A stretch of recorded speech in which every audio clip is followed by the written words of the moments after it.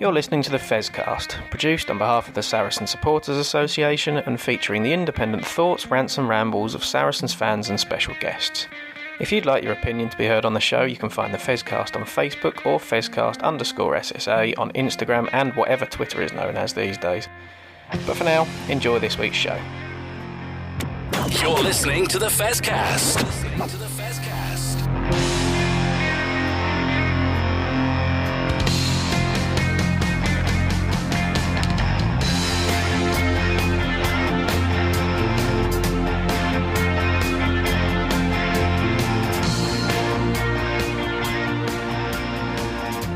Welcome to the next episode of the Fezcast. Jez is having a week off at a wedding this weekend, but he's obviously still managed to have his say via WhatsApp, so I'm sure we can get stuff in there. But this week we've got myself and Duncan Reid is back after his lovely interview with Joel Tompkins a few weeks ago, and Sam. I've forgotten who Sam is, but he's back with us this season. How you doing, mate? You all right? First up. Yeah, well, I think I've just been drunk since the final last year, and that's what it was. It's good to have you back with us, Sam. And Duncan, your interview with Joel Tompkins very well received. So yeah, we're very pleased to have you back on to chew the fat after a fairly negative weekend of rugby, wasn't it? But yeah, I'm on. As you know, I'm on the trail of another one who I'm tracking down through friends, and it's looking good. So hopefully, I have another interview coming along before too long.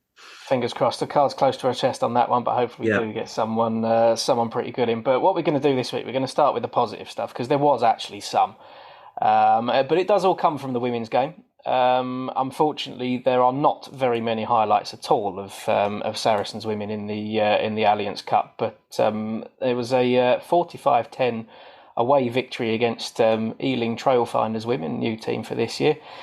7 different try scorers for Saracens, which is pretty good. So they're even with players away on international duty, they're still coping. They're still winning games. And in the cup, we're second in the table.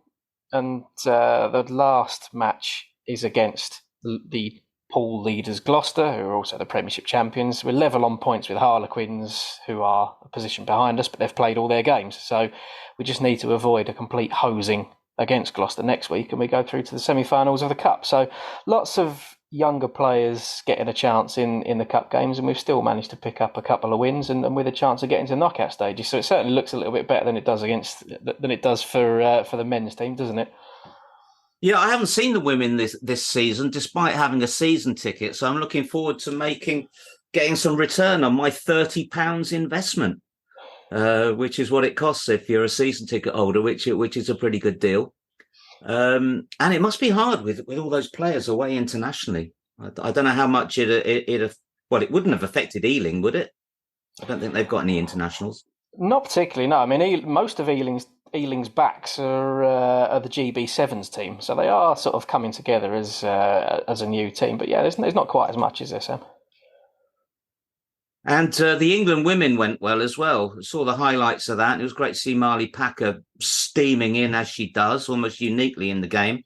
A bit of a shame to see Hannah Bottoman was very good as well. And we won't see her playing for us at the Stonex, which is she looked powerful.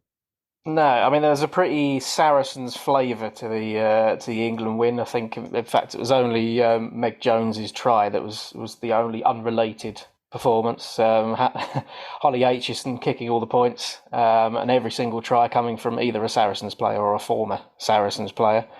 So England started the WXV or W15. I still don't actually know what you're supposed to call it, but kicking off that tournament with you're meant to remember the one.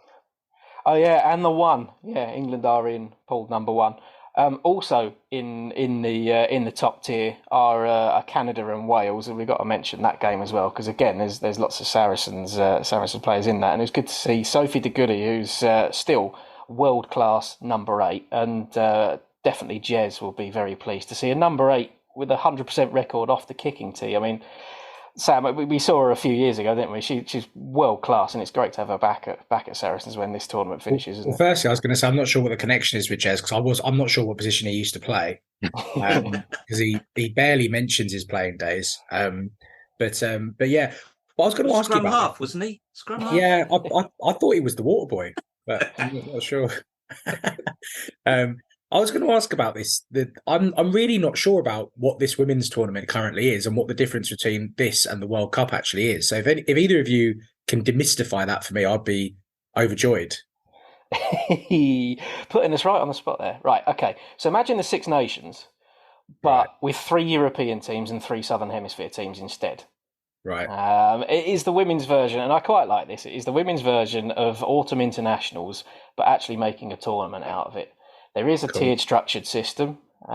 Teams will go up and go down, although the top tier, there's no relegation in the first season. For some reason, I don't know why, because there is promotion and relegation between the next 2. So England, France and Wales are in the top tier.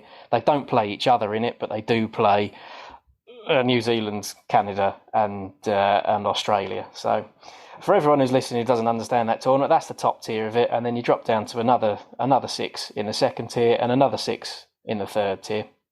And it's played all over the place, isn't it? Isn't there a Middle Eastern leg?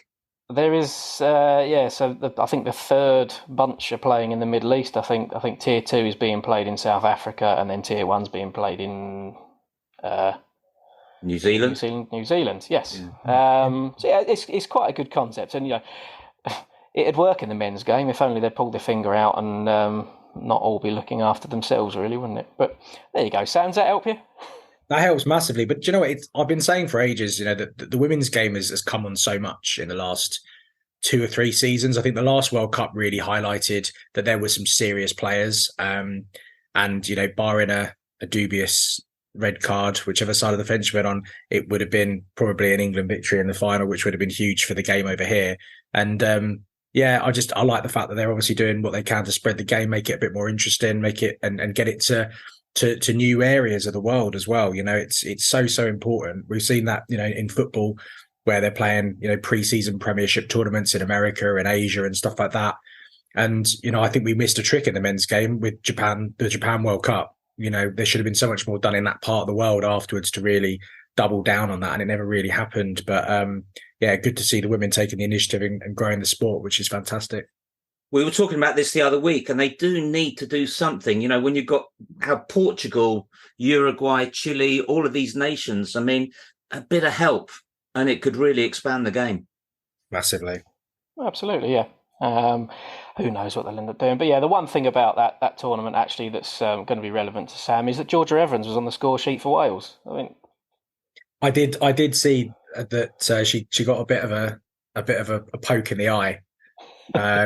I still think she looks fantastic, even with the black eye. So good on her, and she scored as well. So happy days. Yes. Yeah, moving very very swiftly on. I think there was some positive news for the Saracens men, but from some of our academy players and squad players, there's quite a few of our younger players are playing for Ampthill this season on dual registration, which is a very very good thing without the A League going on. Ben Harris and Caden Pearce-Paul were on the score sheet for Ampthill, who won their match against Cambridge in the 87th minute, I think it was, with Saracens Academy loosehead Javon Warren scoring the winning try. So that's the good news for the Saracens men's team. But what we have to talk about really is the performance against Bath. Following up from our absolute pasting against Exeter, this scoreline wasn't quite as bad, but just starting with you, Sam, the performance in general, I'm not sure it was all that, was it? There was really only one highlight, and that was that they brought in the double pint cup in the bar, which has just meant that I have to take less trips to the bar, which is good. But no, it was a bit of an odd game, really, because it was just so un-Saracens like. A lot of people have been talking online about the fact that we did have enough quality in that team to give Bath a much better game than we did, and just secondly, just how there just didn't seem to be the coherence that we usually see, no matter who's playing. Whether it's the academy, whether it's the fringe players, whatever, they come in and number one, they're going to give absolutely 110%. Number two, they're going to be organised, particularly in defence, which was actually probably one of the worst facets of our game, is the fact that we just were all over the shop in defence. And it was just really sad to see. It really was. And my concern is that if the players that were on that pitch are unable to beat a team, okay, with Bath probably having one of the best half-back pairings in the league this year, potentially, still a strong squad, but to not be able to give them a better game at home, that really does concern me that without our England contingent, we're extremely vulnerable. And it was a bit sad to see, to be perfectly honest with you. A lot of players, I think, had one of their worst games in a Saracens shirt. I thought Davis at 9 was non-existent.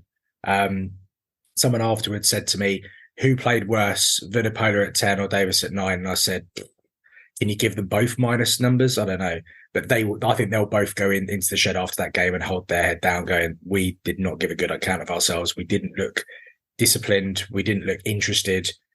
We looked completely un-Saracens. And that's the saddest part. We gave it no fight at all. I mean, you're reflecting probably all the talk about, where the blame was most centered, and it, can't argue with you. But there was also a lot of people saying, why are we playing in this style? We saw young teams go to, was it Bath and Gloucester last season, including Manu in the team, and really put up a good display. I suppose it might be, we put up a good display, but we got really, really tonked. And this is a league game, so maybe they're thinking, we better be conservative, we better be defensive, and maybe we'd get something out of it. But, as you say, it's dreadful to watch, and we still get tonked and don't get a point. So let's give it a go. Yeah, I think that the conditions played a part probably in what we were trying to do. I think if we'd had all of the England boys in that side, I think maybe we would have seen a style more reminiscent of last season. But I think it was predicted to absolutely pee it down all afternoon, and for the second half in particular, it definitely did, which made that ball, like a bar of soap, and perhaps that played a role in the tactics. But it did sometimes see that we were almost a little bit indecisive, like we weren't sure whether we are going to chuck the ball around or we are going to keep it tight. A lot of people, one of the things I think that a lot of people were talking about the box kicking game.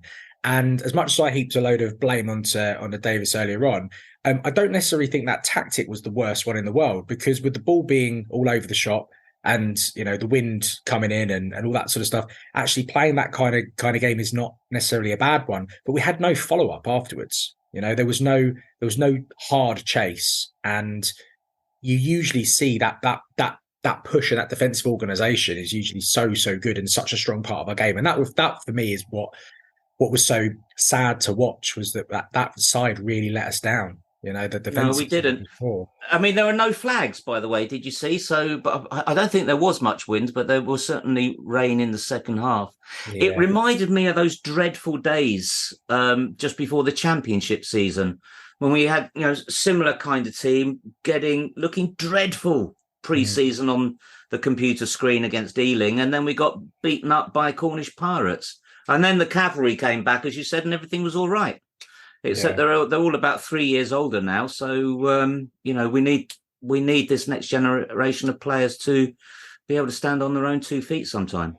You're definitely right in what you're saying there, but I think both of you really have sort of stumbled on something where it might not be quite as bad as it looks. I mean, I don't think we'd necessarily be talking about this game in the same way if we hadn't have had that big defeat against Exeter in the first game. I think it would be seen as a bit of a blip. The weather conditions, they didn't play into our hands. And I think you're right. It was supposed to rain for the entire game, blowing a gale. It was supposed to be ugly. And so we were never going to be able to play the chuck it around, do as you like style of rugby. It was always going to be get the ball up in the air and stick them under pressure. So when that didn't happen for the first half, that was the issue really, is that we weren't actually able to sort of quickly change to plan B because it probably hadn't been trained during the week. And I think Tom de Glanville for Bath at fullback had a 10 out of 10 game. They dealt with everything that, we did put him under pressure with the high balls and things, and he dealt with it perfectly. And we didn't really have any other answer. And, a lot of people, myself included, worried that, we didn't, other than Andy Christie charging Finn Russell down in the second minute, we didn't threaten the try line at all. But on a day like that, I don't think we really expected to threaten the triangle, although that said, Bath did. and we'll compare it to another wet game by an English team facing superior opposition later, won't we? Who put in a totally different type of performance. I think you're probably. I think you're probably right, and you can't take away the fact that we've got 9 players plus Ivan Van Zyl coming back. Yeah, which is 2/3 of a team that is going to make all the difference. But I think what we should pick up on is the other team that are struggling at the bottom of the. I say struggling, but the other team that are bottom of the table at the moment is Leicester. It's Leicester and Saracens being the 2 teams that have been most hit, certainly by England call-ups. And another one without a win is Northampton, who also finished in the top 4 last season. So it could be worse. As we said last week. Let's see where we're looking in 2 or 3 weeks' time. That said, I think a real saving grace for us is that with it's not a nice thing that the division is smaller this year, but with only the small number of teams, it does mean that we're playing less games during the Six Nations, which for this season of all the seasons, it looks as though it's going to be an absolute godsend for us. So hopefully, we've got enough in the tank to make it back. I mean, even now already, we're 10 points behind Bath with 2 games gone, and with a smaller division this year, how easy will it actually be to make up that ground? Is it even possible to make up that ground? Are they going to carry on and play? Because I don't think Bath were terrible by any stretch. The only reason really they were only a little bit in front of us, I think, was the weather conditions, and they did try and come and play an expansive game, and they dropped the ball doing so. So fair play to them. I think they looked pretty good. I think Russell and Spencer together is very dangerous, really dangerous, and I think on a nice, calm afternoon, those 2 playing together are going to rip some teams to shreds. Particularly if de Glanville also has a similarly good game. My chance of different hair products to him every time he got the ball seemed to make no difference to his play at all. Didn't put him off in the slightest. Got a nice cheer for Bidal Sassoon, which was an old school one that I got in there.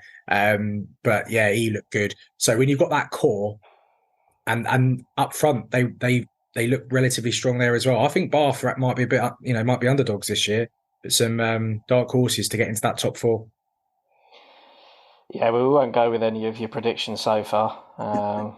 It seems you're the one that backed Exeter to finish bottom before we played them, but there we go. I still maintain that. Yeah, we'll come back to that one at the end of the season. But look, we've had 2 tough games, and what you don't really want after 2 tough games is for your third one to be a Friday night at Kingsholm, which is coming up next week. Now, I didn't actually realise this, but someone pointed out to me we haven't won an away fixture since the 6th of January.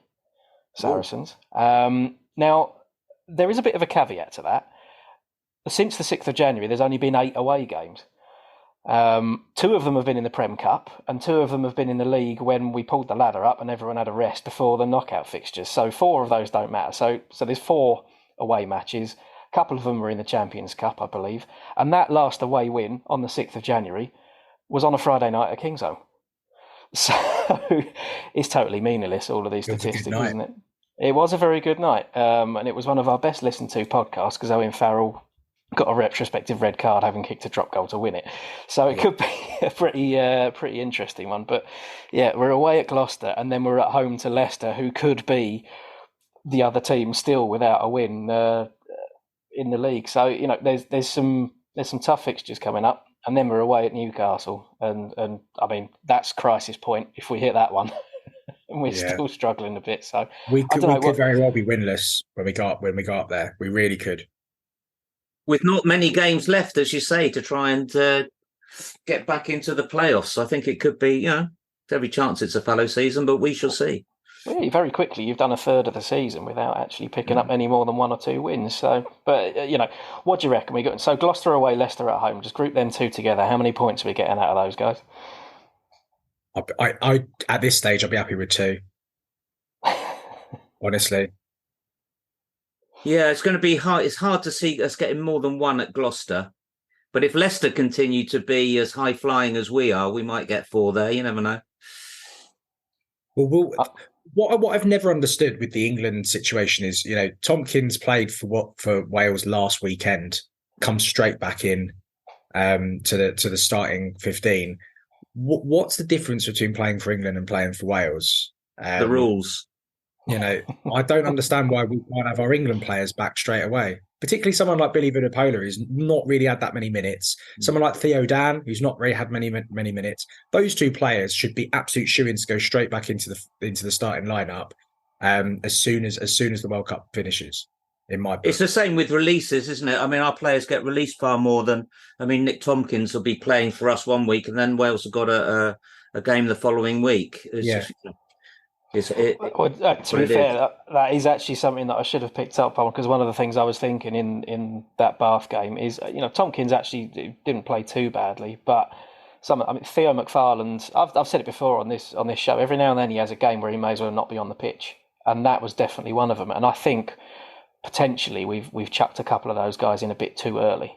Marco Riccioni as well, don't you think? Yeah, absolutely. Marco and Theo, definitely. They both look like, they both had, well, Marco not so much on his own, but Theo certainly had a fantastic World Cup, and he just needs a couple of weeks just to get back into things, I think.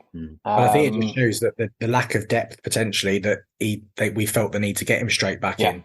That is probably my biggest concern over the whole thing. But you're right. The likes of Theo Dan and potentially Billy, maybe even Elliot Daly, to be honest, because he didn't play quite so much early on. They're three that could come in. But if you put those three in, I think we win on Saturday. Like just gone. Those three could make even probably just stick in. I think we've been the first two games. One thing that's been really highlighted is we are literally playing our fourth, fifth, possibly even sixth choice hooker. And that's a real problem position for us right now.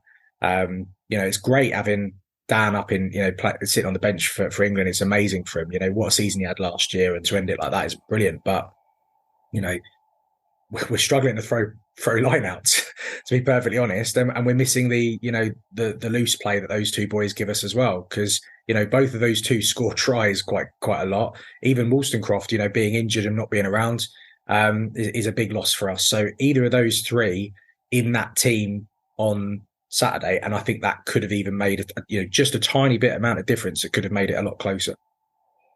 Yeah, potentially. Well, you two are pessimistic and we're losing the next two games. I'm just going to, we're going to win down at Kingsholm. It's going to be ugly and it'll be like 9-6, but we're going to win it. There you go.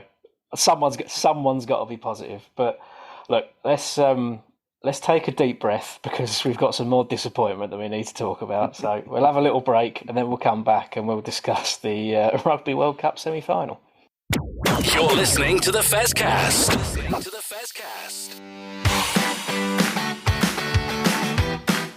You are listening to the Fezcast, which is proudly sponsored by the Saracens Supporters Association, and I'm Alison Davis, one of the SSA committee. For a £10 annual subscription, the SSA provides our members with monthly newsletters, virtual and in-person player events, away match ticket allocations, and we organise pre-match gatherings at away matches.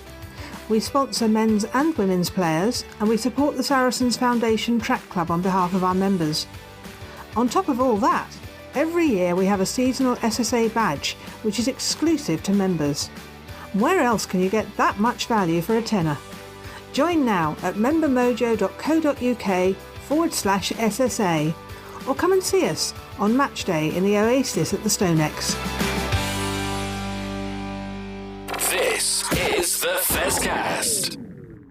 Well, before we get going for the second part of the show, I mean, you thought you'd have 1 week without us mentioning Jez and marathon running because he isn't here, but we're going to have to do it, unfortunately, because Jez does have something he needs us to mention. He had a chat with legendary commentator, I'm going to say, Nick Mullins, and Nick has sent him some of his commentary notes from the England-Argentina game at the World Cup, and Jez has stuck them on eBay. He doesn't want to keep them for some reason, but it's not for his own personal gain. He is selling those on eBay to raise further money for motor neurone disease. So get yourself onto eBay. Check out Rugby Union World Cup commentary notes by Nick Mullins. Jez has got them on there. Highest bid wins, as eBay works. And yeah, it'll all go into Jez's fundraising. But yeah, we're not mentioning him in bloody marathons. Anyway, the World Cup. We said before it started that semi-final for England would be a success. I think. Definitely. That said, the manner of defeat actually, I think, leaves us feeling that it could have been so much more. I don't really know where to start with this, so I'm just going to chuck it over to Duncan and see where we go. Until obviously the last minute, I really enjoyed the game. And at one point, I was on WhatsApp to my mates, and I was about to write, "We've got this one." I decided not to. And then I think the turning point was the change of the two props up front, wasn't it? We suddenly started losing every scrum. And whether or not you think the last penalty was a penalty, personally, I don't. But, there seems to be 50-50. It was given because we'd lost all the previous ones. And then not only did I have England to win by 2 points on my Super Brew pool, but they went... The sods went and kicked it over, and I went tumbling down the group, and England were out. Do you know? I mean, obviously, there's a lot been said about the scrum at the end, and there's probably been enough said about the scrum at the end. To be perfectly honest, for me, we lost because we conceded that try, and when England looked back at the video, the manner in which we conceded it was actually pretty poor. We missed some tackles. We fell off, the players too much. And even when I can't even remember who actually scored the try, when he got over the line, there were enough players around to hold that ball up, and he managed to worm his way over. So fair play to him for doing that. But I think actually a lot of people have been focusing on the wrong thing. They don't score that try, they don't win that game. As simple as that. And in reality, I think we should have done better. But do you know what? We don't have to. I don't think there's a lot of negatives really to talk about. I think it's all the positives. We're playing against the world champions. In reality, if they'd done what they did against us and hold off possibly one of the worst international fly halves ever to play the game on the 30th minute against Ireland earlier in the tournament, they would have won that game too. I am going to stick my neck out and say they're going to beat New Zealand next week. I had South Africa down as winners before the tournament started, so I won't change. We lost by 1 point after everything that we've been through in the last 4 years or so. There were some serious standout performances there. I thought Benel put his name down as possibly one of the best back rows in the world right now on form. I thought Itoje had one of the better games he's had in a long, long time. I thought Farrell, if anyone thinks that Farrell is not a world-class fly half after watching him manage that game, quite frankly, they can go and watch football as far as I'm concerned, because they clearly have no understanding of this game. They were some of the standout players. Courtney Law's immense, absolutely immense. I hate to say it because I don't like the fella, but I thought Marler had a good game. There were just too many to name. And most England players, Stewart came back and was just solid as you like. I don't think he missed one ball in the air, did he, all game? Just too many standout performances to mention. There's a wonderful clip of Joe Marler going around Twitter of him getting Faf de Klerk by the scruff of the neck, shaking him like a rag doll and throwing him away, which is brilliant. But with the lead up, you're absolutely right. I mean, what were we expecting? I was expecting a thrashing, a drubbing, a drubbing, and then they put in. Okay, look, we know it was, as we said, the same game that Saracens were trying to play in the afternoon. It's not the most pleasing on the eye. But boy, they were brave and they executed it well. And as you say, Owen steered everybody around. There were some great performances. I thought Mitchell had probably his best game in an England shirt. Yeah. His kicking was as good a kicking game from a scrum half I've seen in a long, long time.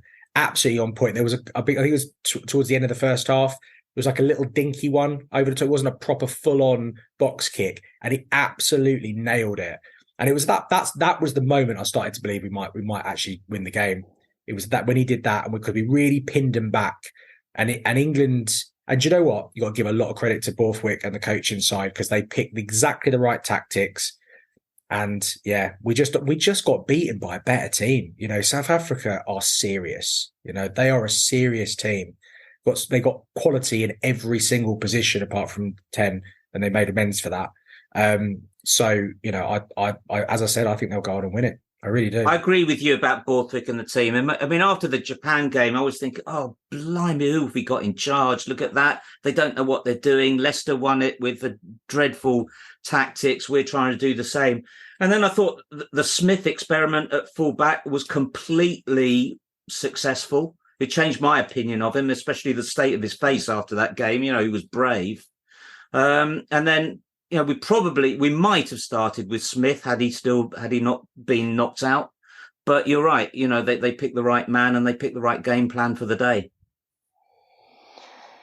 You're not allowed to say anything bad, Matt. You have to be positive. No. Well, do you know what I'm actually going to do? I'm going to do what you didn't want us to do, and I'm going to go back to scrums. Because, again, we look at social media and things, and it's been all over the place. And do you know what? Actually, South Africa fans are the world's worst for forensically analysing every decision. And unfortunately, a lot of people have been doing it. And I think the worst thing that people have been doing is sticking a still image of a scrum and pointing things out. Nah, it's all pretty dynamic. And I mean, I don't know about you two, but I know nothing about scrummaging. I am not a prop. I haven't got a clue. And the vast majority of people who have an opinion about them don't have a clue either. And all I'm going to do now is steal someone else's podcast, because I did listen to the ITV Rugby World Cup podcast with David Flatman earlier, who has noted that everyone feels that final scrum penalty should have maybe gone England's way. He actually thinks it doesn't. You know, a lot of the comment has been about Vincent Koch hinging inwards. And as Flatman quite rightly pointed out, even I get this, either it can be someone driving inwards or your loose head can shove him inwards. And yes, he's at the wrong angle, but has he got there because he's put himself there? Or has Ellis Genge put him there?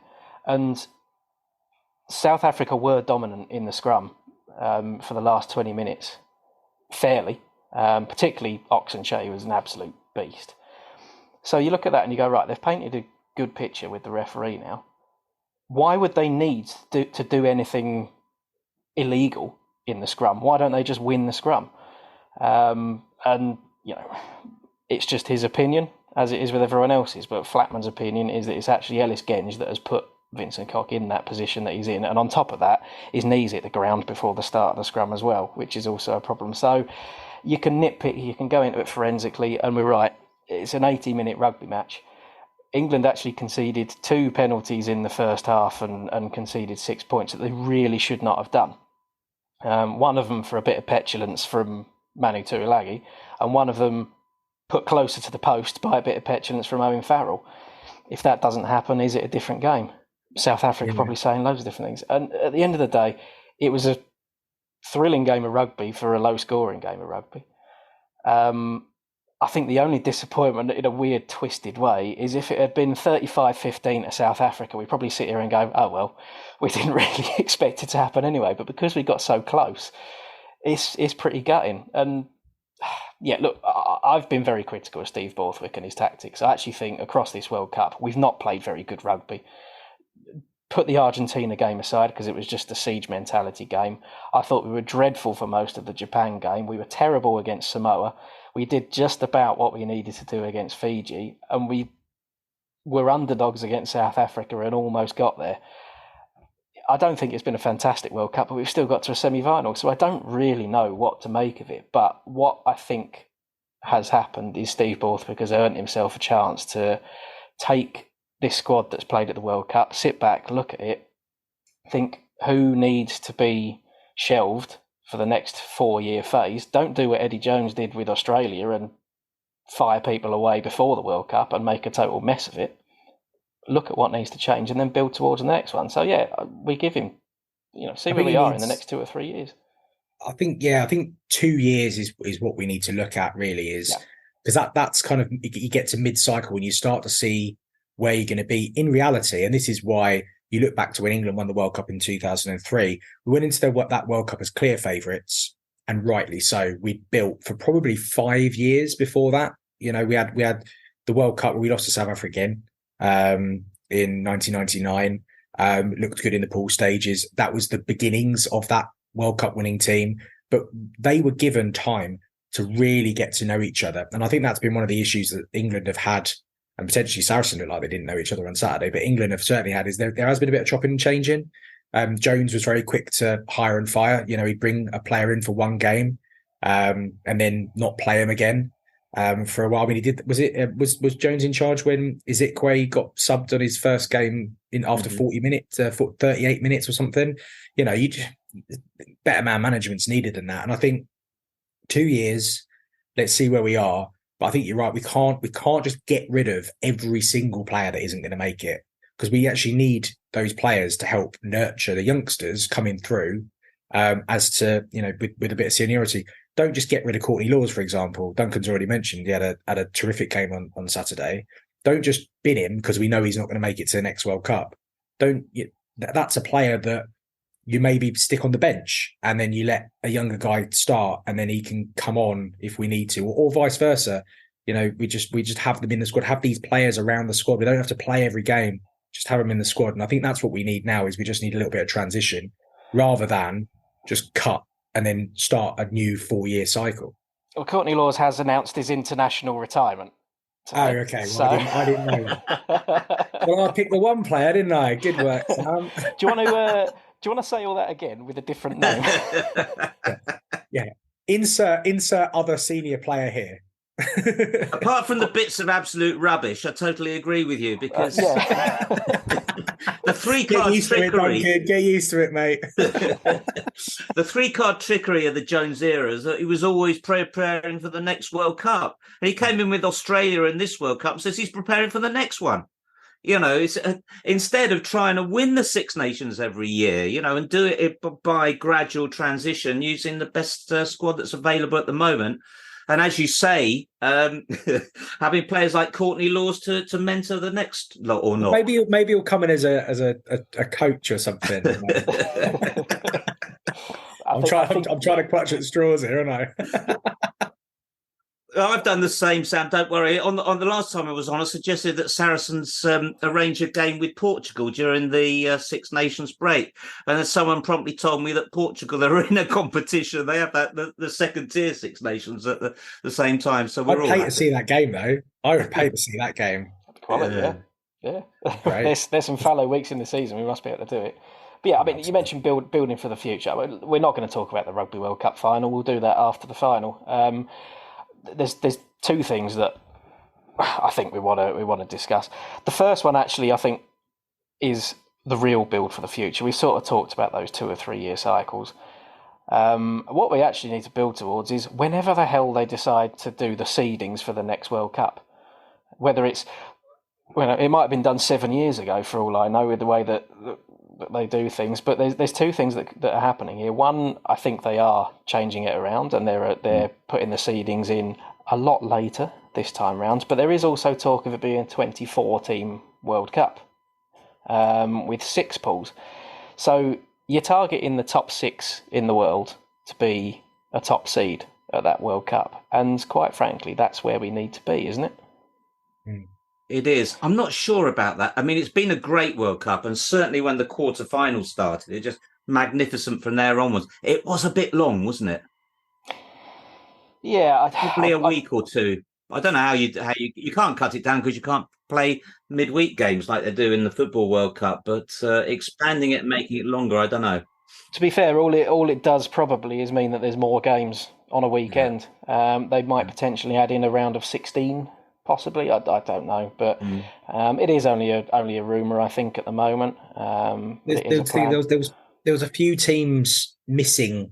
You know, you like the likes of like the USA, for example, that you think they're kind of on a bit of an upward trajectory. They've had a bad time of it, not getting through. And you just don't want some of these teams that have made progress in this World Cup to then miss out on the next World Cup. You don't want the teams that have missed out on this World Cup we've seen progress. We're trying to expand the game. You want as many, and particularly the next World Cup in America. 2031's in America, 2027 right. I think is Australia, but the fact that USA are hosting a World Cup and didn't qualify for this one is a big issue. Yeah, do you see what I mean? We want as many nations to be involved as possible. You don't want Portugal to stunt their growth and not make it to the next World Cup, for example. I think Russia weren't there; they did all right. They've seen a bit of progress. Spain have made a lot of progress as well. Yeah, exactly. There are teams that you just want to make sure that they're there, and even when they've got a bit of a thump in some of these teams, they're still proud to be there. And I think that's probably okay. We play an extra couple of weeks, but But then again, you go back to, are players playing too much rugby? Is that going to mean that they're going to be even later coming back into the Premiership season? Is there even going to be a Premiership by then? Who knows? But there's a lot to talk about. It has been, though. Duncan's right. Some of the best rugby I've seen in ages at this World Cup. Some of these games. I mean, that France South Africa game was just marvelous. The New Zealand Ireland game, just outrageously good. Some of the quality of these games, even the game on Saturday was. I imagine that would have been really intriguing for a neutral to watch. So, yeah, I think it's been a good World Cup for a lot of different reasons. And Portugal got their first winners in so happy days. I think a lot of those good games though have come from at least one of those, let's just say, lesser teams in the World Cup. So I think if they are expanding it out, I think you need to do what some international tournaments do and have a shield competition. If you've got 24 teams, there is a bit of a logical way that it works, that you sort of second 8 are playing in a second tier competition. Who that would involve, Christ knows. But Australia. Australia, England. Australia have got the British Lions coming. I know. I mean, we were talking about this at the weekend. Oh dear, it's not often that the British Lions are firm favourites, is it? Yeah, that is going to be a lot of fun, isn't it? And I'm not normally a massive fan of a Lions tour, to be honest. I'm one of those people. See what excuses Eddie Jones comes up with for that. Absolutely. But look, the last thing that I want to talk about is the match that no one ever wants to play. And what do we do for it? The third place playoff at a World Cup. It's just a game about avoiding injury, really, isn't it? What do you do if you put the Saracens' head to one side? Because I think actually what we'd like Steve Borthwick to do is to pick a team that doesn't include any of our players. What do you do? Do you play your best 15 and play it as any other game, or do you actually give some other people a chance to experience a World Cup match? I don't know. Psychologically, I can't believe that the likes of Courtney Laws or even Owen, they got themselves up so high. They gave so much, and they're probably so down in the dumps about it. For me, I would play Theo Dan, and even Billy hasn't had much game time as I would play the players who've got something to prove for the Six Nations. Yeah, I'd do exactly the same thing. Look at it as, right, boys, opportunity. It's the last international before the Six Nations. Give it your all. Show me that you're ready to step up and take, the likes of the, as it was in the news recently of Courtney Laws retiring. We all saw that. Who's going to step up? He's going to step up and take that position, because right now, previous to the retirement, he's one of the first names on the team sheet. Who's going to be the person to replace him? That's what as Borthwick, that's what I'd be saying to the players. Someone's got your shirt at the moment. Stick your hand up and go and play a game. And actually, it's more likely to be more competitive, I actually think, by playing those players, because they've got something to play for. As you say, some of these players that got really up for that game, are they really going to be able to get up for that? And are we going to then see a bit of a drubbing off the back of it? Because Argentina will be up for it, because for them it actually does have some meaning. Yeah, they've got a point to prove, haven't they? Because their defeat to New Zealand, they were second best by a country mile. So they've got to come out of the World Cup with some credit, and they'll want to do that by at least fighting in that game. But they didn't have a good night. But I tell you what was good was the performance of Gonzalez and Sito. Really promising. Yeah, I mean, we've talked about the England players that Saracens have got missing. Those two coming back from Argentina, actually, although they're new signings and they haven't bedded into the squad yet, look fantastic. But you know what was a bit of a shock? I mean, do you remember Eduardo Bello? Wouldn't be surprised if you didn't. I mean, what did he do? He came on as sub in a couple of Prem Cup matches and then disappeared. And then blow me, he's in a World Cup semi-final. Well, he was doing the same last season. He was constantly in the Argentina squad. I'd never got a look in for Saracens, so something wasn't right. And he's going to be playing for Newcastle this year, so we'll see what happens. He might be turning out against us in a couple of weeks' time, and it will be very irritating if he's smashing us all over the place in the scrum, won't it? Yeah, well, it was a mystery player. Yeah, but look, I don't know. I think there's room for sentimentality in the third place game, as Sam quite rightly mentioned, Courtney Knowles is retiring from international duty at the end of the year. And I think you give him the captain's armband, you let him walk out there, and after an hour you bring him off, because I think there'll be, even if it's, full of French, I think they'll still applaud him. They know he's a good player. But yeah, let's see what happens next week, and hopefully the World Cup final is worth talking about as well. So we'll have to wait and see. But look, we've probably said all that needs to be said and more, to be honest, tonight. So Sam, Duncan, very, very, very, very good of you to join me tonight. I think we've got a little bit off of our chest, haven't we? Oh, I think we set the world to rights, didn't we? Yeah, I feel a lot better. Actually, I just want to ask, can both New Zealand and South Africa lose, please? Yeah, I'm hoping for a 0-0 draw, I think. Just endless penalty kicks. Miss.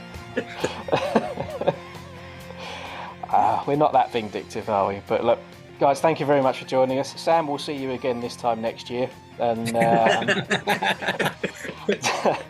I haven't made it into the Six Nations squad.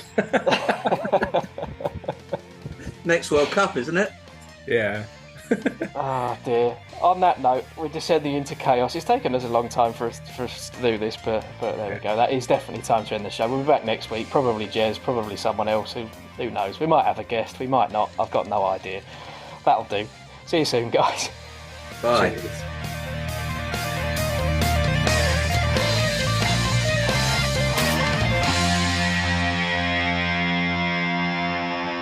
This is the Fezcast.